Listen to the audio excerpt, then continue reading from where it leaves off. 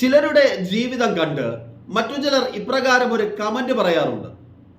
നോക്കിയേ, ഇവൻ എത്ര അനുഗ്രഹിക്കപ്പെട്ട ഒരു മനുഷ്യനാണ്, അവൻ എത്ര സന്തോഷവാനായ മനുഷ്യനാണ്, എത്രത്തോളം സമാധാനത്തോടെ അവൻ ജീവിക്കുന്നുണ്ട്, ഇവനെ പോലെ അനുഗ്രഹിക്കപ്പെട്ട മറ്റൊരുവനില്ല. അനേകരെ നോക്കി മറ്റുള്ളവർ പറയുന്ന ഒരു കമന്റാണ്. എന്നാൽ ഈ പറഞ്ഞു കേൾക്കുന്ന വ്യക്തി അവൻ ഇത് അനുഭവിക്കുന്നുണ്ടോ എന്ന് ചോദിച്ചാൽ പലപ്പോഴും അവന്റെ മറുപടി ഇതായിരിക്കും: ഇല്ല, മറ്റുള്ളവർ പറയുന്ന ഈ അനുഭവങ്ങളൊന്നും എൻ്റെ ജീവിതത്തിൽ എനിക്ക് പ്രാവർത്തികമാക്കി എടുക്കുവാനോ എൻ്റെ ജീവിതത്തിൽ എനിക്ക് അനുഭവിക്കുവാനോ കഴിയുന്നില്ല.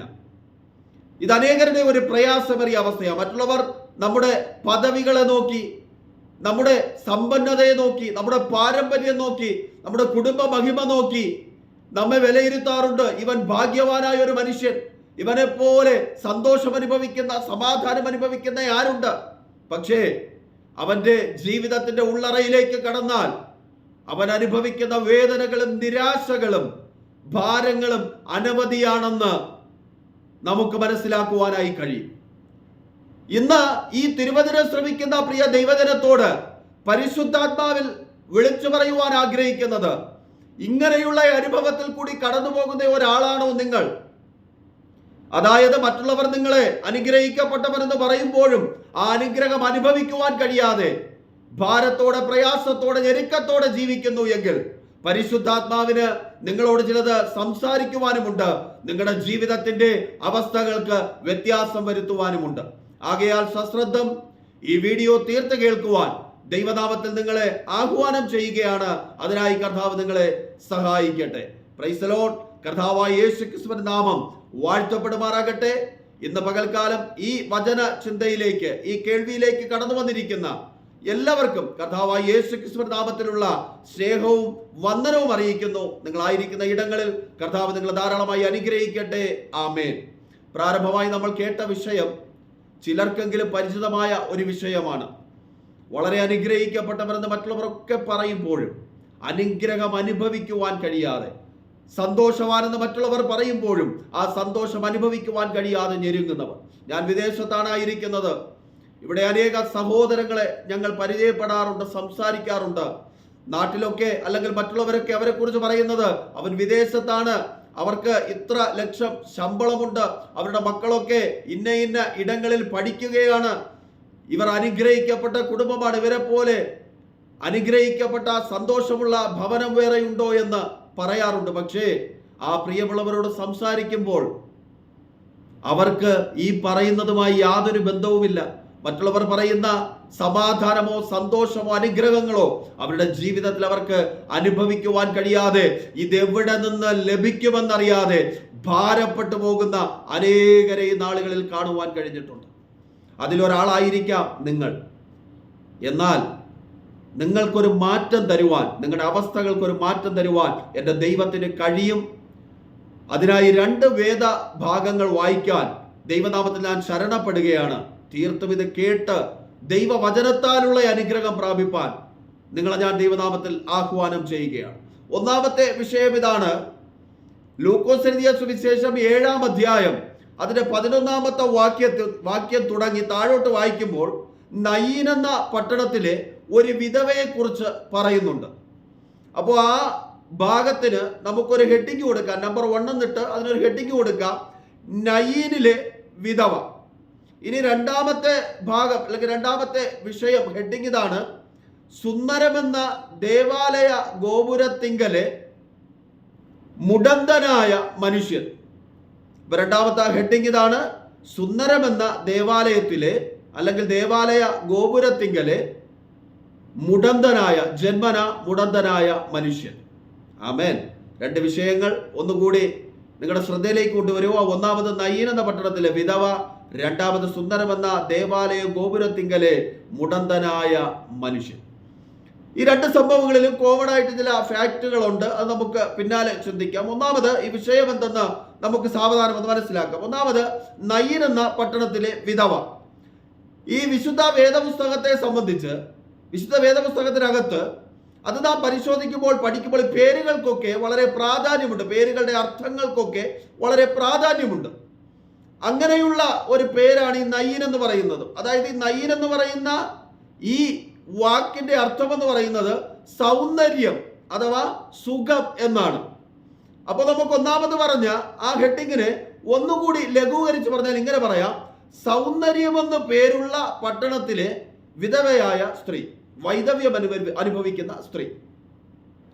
അപ്പൊ ഈ പട്ടണത്തിൽ ഈ നയീൻ അല്ലെങ്കിൽ സൗന്ദര്യമെന്ന് പേരുള്ള ഈ പട്ടണത്തിൽ ഒരു വിധവ താമസിക്കുന്നുണ്ട്. വിധവ എന്ന് പറഞ്ഞാൽ നമുക്കറിയാം, ഭർത്താവ് മരിച്ചുപോയ സ്ത്രീ. ഈ സ്ത്രീ ഇപ്പോൾ എത്തി നിൽക്കുന്ന അവസ്ഥ എന്ന് പറയുന്നത് തനിക്ക് ആകെ ഉണ്ടായിരുന്ന ഒരേ ഒരു മകനും കൂടെ ഇപ്പോൾ മരണപ്പെട്ടു പോയേക്കുക. അപ്പോ ആ സ്ത്രീയുടെ എല്ലാ താങ്ങുകളും എല്ലാ ആശ്രയങ്ങളും നഷ്ടപ്പെട്ട് ഈ പെരുവഴിയിൽ നിൽക്കുക എന്ന് പറയുന്നത് പോലെ, മഴയത്ത് കുടയില്ലാതെ പെരുവഴിയിൽ നിൽക്കുക എന്ന് പറയുന്നത് പോലെ, വഴിയറിയാതെ നിൽക്കുക എന്ന് പറയുന്നത് പോലെ താൻ എവിടെ നിൽക്കുക? താൻ പട്ടണത്തിൽ തന്റെ മകന്റെ ജഡവും വഹിച്ചു കൊണ്ടുപോകുന്ന വിലാപയാത്രയുടെ നടുവിൽ നിൽക്കുക. തന്റെ ഭർത്താവ് മരിച്ചുപോയി, തന്റെ ഏകമകൻ മരിച്ചുപോയി, ഇനി തനിക്ക് ആശ്രയം ആരുള്ളൂ എന്നറിയാതെ ഭാരപ്പെട്ട് നിൽക്കുക. നോക്കിയേ, അവൾ നിൽക്കുന്ന പട്ടണത്തിന്റെ പേരെന്താ? സൗന്ദര്യം ഉള്ള അഥവാ സൗന്ദര്യം എന്നർത്ഥമുള്ള പട്ടണം, നയീൻ എന്ന പട്ടണം. പുറമേ നിന്ന് നോക്കിയാൽ മനോഹരമായ ഒരു പട്ടണം. പക്ഷേ ആ പട്ടണത്തിലുള്ള പ്രിയമുള്ളവൾ, അവൾ മനോഹരവതിയല്ല, അവൾ സന്തോഷവതിയല്ല. അവളുടെ എല്ലാ ആശ്രയങ്ങളും നഷ്ടപ്പെട്ട്, എല്ലാ അനുഗ്രഹങ്ങളും നഷ്ടപ്പെട്ട് വെറും കൈയോടെ നിൽക്കുക. അനുഗ്രഹിക്കപ്പെട്ടതെന്ന് പറയുന്ന പട്ടണത്തിന്റെ നടുവിൽ ഒന്നുമില്ലാത്തവളായി ശൂന്യതയുടെ അനുഭവത്തിൽ ഒരു സഹോദരി. പ്രിയ ദൈവത്തിന്റെ ജനമേ, ഇതല്ലേ നമ്മുടെയും അനുഭവം? മറ്റുള്ളവർ നോക്കി, അയ്യോ അവൻ സന്തോഷവാനാ, അവൻ അനുഗ്രഹിക്കപ്പെട്ടവനാ, അവനെ പോലെ സന്തോഷം അനുഭവിക്കുന്ന, സമാധാനം അനുഭവിക്കുന്ന മറ്റാരുണ്ട് എന്ന് മറ്റുള്ളവർ നമ്മെ നോക്കി വിലയിരുത്തുമ്പോഴും, മറ്റുള്ളവർ നമ്മെ നോക്കി പറയുമ്പോഴും, നാം പലപ്പോഴും ഈ വിധവയായ സ്ത്രീ, മകനെ നഷ്ടപ്പെടുത്തിയിട്ട് നിൽക്കുന്ന ആ സ്ത്രീയെ പോലെ ഈ പട്ടണത്തിലുള്ള അല്ലെങ്കിൽ എന്നെക്കുറിച്ച് പറയുന്നതൊന്നും എന്റെ ജീവിതത്തിൽ എനിക്ക് കാണുവാൻ കഴിയുന്നില്ലല്ലോ എന്ന് ഭാരപ്പെട്ട് നിൽക്കുന്നവരായിരിക്കാം.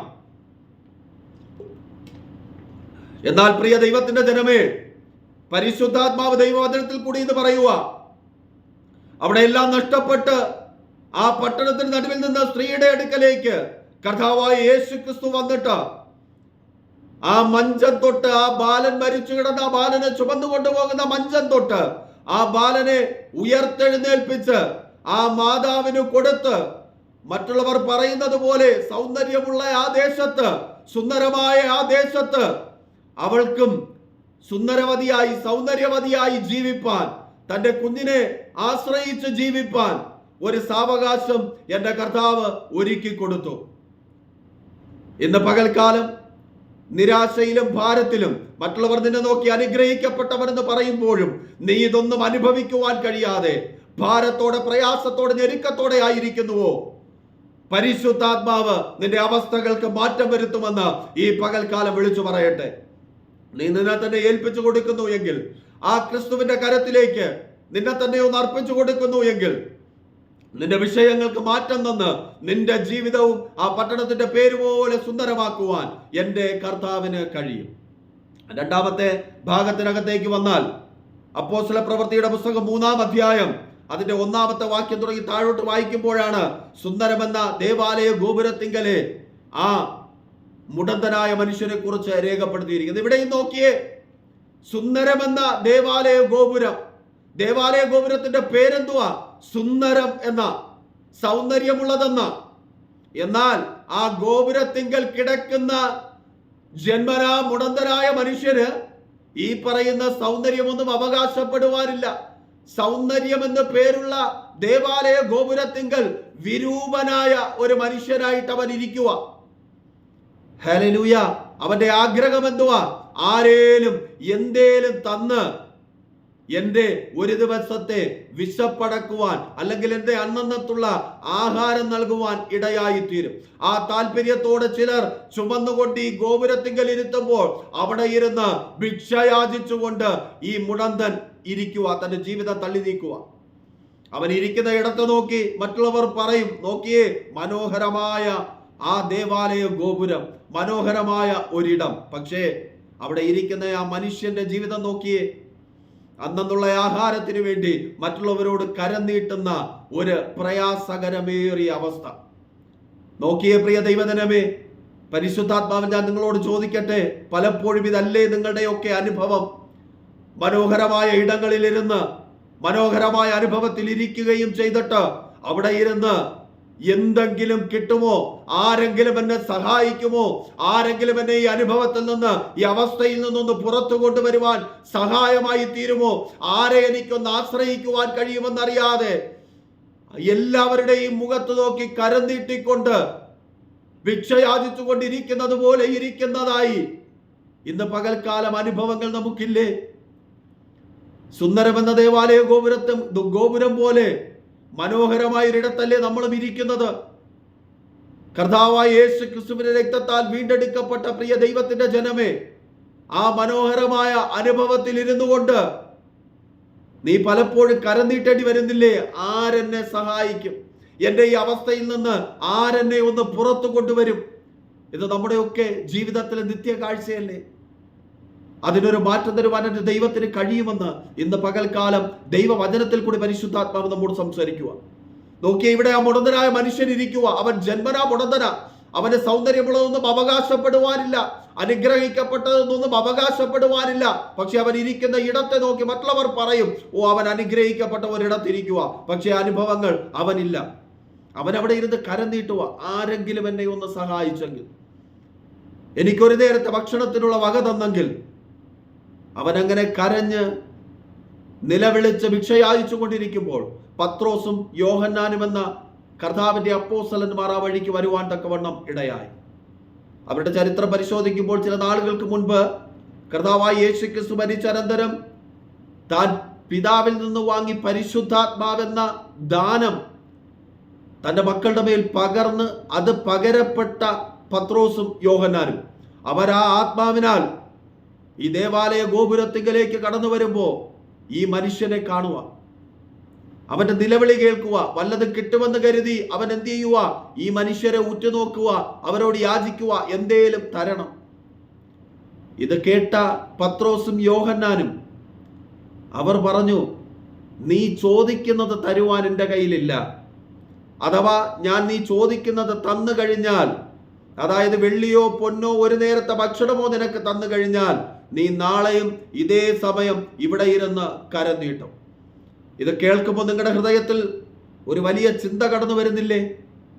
നമ്മൾ ഓരോ ദിവസവും അന്നേക്ക് വേണ്ടിയത് ആരോടെങ്കിലുമൊക്കെ കരം നീട്ടി വാങ്ങുമ്പോൾ മറുനാൾ പിന്നെയും നാം അതിനു വേണ്ടി കരം നീട്ടേണ്ടി വരാറുണ്ട്. സമ്പത്തിന്റെ കാര്യം അവിടെ നിൽക്കട്ടെ, വിടുതലിന്റെ കാര്യം നോക്കിയേ. എവിടെ നിന്നൊരു വിടുതൽ കിട്ടുമെന്ന് അറിഞ്ഞുകൂടാതെ, ആരെന്നെ ആശ്വസിപ്പിക്കുമെന്ന് അറിഞ്ഞുകൂടാതെ പള്ളികൾ തോറും കയറിയിറങ്ങുന്ന വിലയേറിയ അഭിഷിക്തനെന്നും പ്രവാചകനെന്നും പുരോഹിതനെന്നും അവകാശപ്പെടുന്ന പ്രിയമുള്ളവരുടെ അടുക്കൽ ചെന്ന് തലയിൽ കരം വച്ച്, അയ്യോ ഞാനിങ്ങനെ ഒരു അനുഭവത്തിലാണ്, അതിന് എനിക്കൊരു മാറ്റം വേണമെന്ന് പറയുമ്പോൾ അവർ പ്രാർത്ഥിച്ച് നിന്റെ അനുഭവങ്ങൾക്ക് മാറ്റം വരുന്നു. പിറ്റെന്ന് പിന്നെയും നീ പുതിയൊരു അവസ്ഥയിലേക്ക് വീണുപോകുന്നു.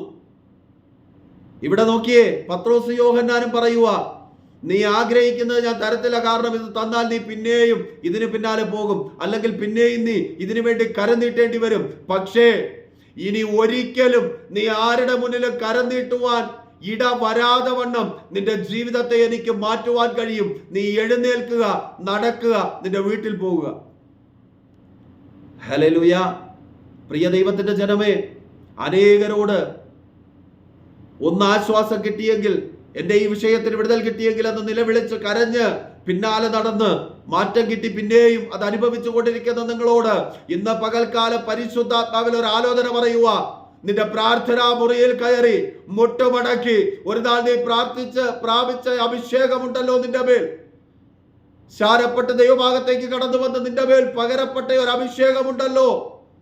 നീ ഒന്ന് പ്രാർത്ഥിക്ക, അഭിഷേകത്തെ പിടിച്ച്, കർത്താവേ എന്റെ അവസ്ഥകൾക്ക് ഒരു വ്യത്യാസം ഉണ്ടാകണം. ദിനം പ്രതി ആരുടെയെങ്കിലും മുന്നിൽ കരം നീട്ടി ജീവിതം മുന്നോട്ട് കൊണ്ടുപോകുവാനല്ല, സമാധാനവും സന്തോഷവും നഷ്ടപ്പെട്ടവനായി നിരന്തരം നടന്നു നീങ്ങുവാനല്ല. മറ്റുള്ളവർ നോക്കുമ്പോൾ അനുഗ്രഹിക്കപ്പെട്ടവരെന്ന പേരുണ്ടെങ്കിലും അത് അനുഭവിക്കുവാൻ കഴിയാതെ, സമാധാനമുള്ളവരെന്ന പേരുണ്ടെങ്കിലും അത് അനുഭവിക്കുവാൻ കഴിയാതെ, സന്തോഷമുള്ളവരെന്ന പേരുണ്ടെങ്കിലും അത് അനുഭവിക്കുവാൻ കഴിയാതെ, ഇനിയും എനിക്ക് ഇങ്ങനെ നടക്കുവാൻ വയ്യ, മറ്റുള്ളവർ പറയുന്ന ഈ പേര് എനിക്ക് എന്റെ ജീവിതത്തിൽ പ്രാപിക്കണം, മറ്റുള്ളവർ പറയുന്ന അനുഗ്രഹം, സമാധാനം, സന്തോഷം, വിടുതൽ, ഇതെനിക്ക് എന്റെ ജീവിതത്തിൽ അനുഭവിക്കണം, അത് നീ എനിക്ക് നൽകി തരണം.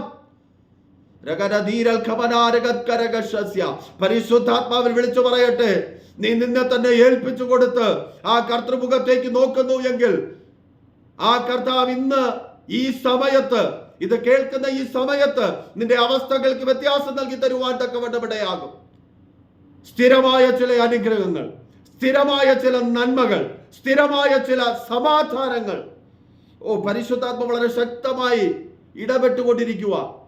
സ്ഥിരമായി അനുഭവിക്കുവാൻ കഴിയാത്ത ചില അനുഭവങ്ങൾ, സ്ഥിരമായി സമാധാനം അനുഭവിക്കുവാൻ കഴിയാതെ, കുടുംബജീവിതത്തിൽ സ്ഥിരമായി സന്തോഷം അനുഭവിക്കുവാൻ കഴിയാതെ, തന്റെ ജീവിതത്തിൽ എല്ലാം സ്ഥിരമായി ലഭിക്കാതെ, പലതും സ്ഥിരമായി ലഭിക്കാതെ, അപ്പോൾ കിട്ടുന്ന ഒരപ്പക്കഷ്ണം പോലെ, ആ മുടന്തൻ കൈനീട്ടുമ്പോൾ ലഭിക്കുന്ന ഒരപ്പക്കഷ്ണം പോലെ, എന്തേലും ചെറിയ നന്മ പോലെ നിന്റെ ജീവിതത്തിൽ അപ്പപ്പോൾ കിട്ടുന്ന ചെറിയ ചെറിയ സമാധാനങ്ങളും കൊണ്ട് നീ ജീവിതം തള്ളി നീക്കുന്നുവോ?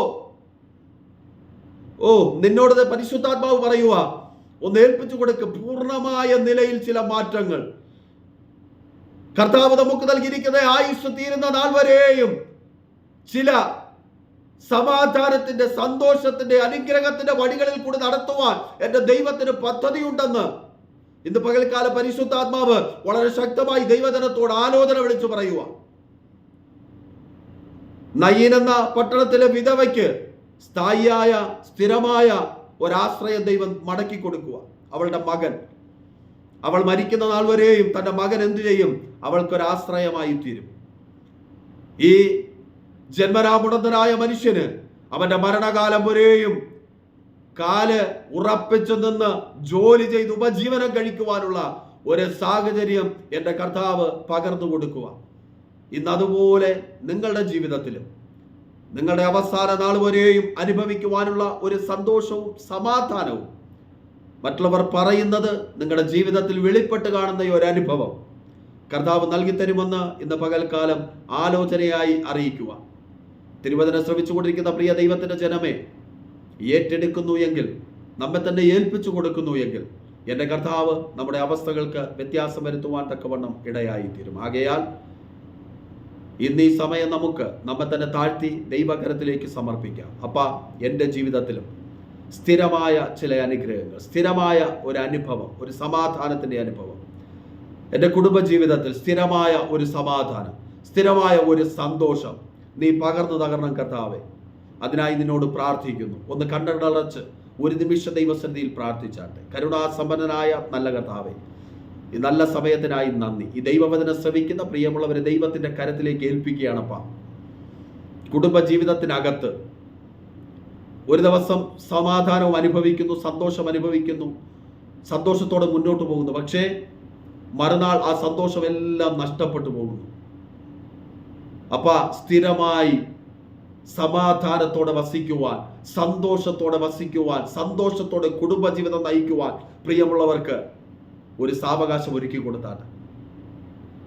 പല മേഖലകളിലും സ്ഥിരമായിട്ടൊന്നും അനുഭവിക്കുവാൻ കഴിയാതെ ഭാരപ്പെടുന്ന പ്രിയമുള്ളവരുടെ മേൽ എൻ്റെ കർത്താവ് സ്ഥിരമായ ചില അനുഗ്രഹങ്ങളും നന്മകളും പകർന്ന് പ്രിയ ജനത്തെ വിടുവിക്കുന്നതിനായി സ്തോത്രം ചെയ്യുന്നപ്പ.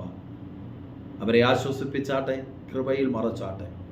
പ്രാർത്ഥന കേൾക്കും, എല്ലാവരെയും അനുഗ്രഹിക്കും. യേശുവിൻ നാമത്തിൽ തന്നെ ആമേൻ. സ്തോത്രം. ദൈവോധന ശ്രമിച്ചുകൊണ്ടിരിക്കുന്ന പ്രിയമുള്ളവരെ കർത്താവ് നിങ്ങൾ ധാരാളമായി അനുഗ്രഹിക്കട്ടെ. വരും ദിവസങ്ങളിൽ പിന്നെയും ദൈവിക ചിന്തകളുമായി നിങ്ങളുടെ മുന്നിൽ കടന്നു വരുവാൻ ദൈവനാമത്തിൽ ശരണപ്പെടുമ്പോൾ ചാനൽ സബ്സ്ക്രൈബ് ചെയ്ത് ഫോളോ ചെയ്ത് വചനങ്ങളെ ശ്രമിച്ച് അനുഗ്രഹം പ്രാപിപ്പാൻ ദൈവനാമത്തിൽ നിങ്ങളെ ഓർപ്പിക്കുന്നു. കർത്താവ് നിങ്ങളെ ധാരാളമായി അനുഗ്രഹിക്കട്ടെ. ആമേൻ.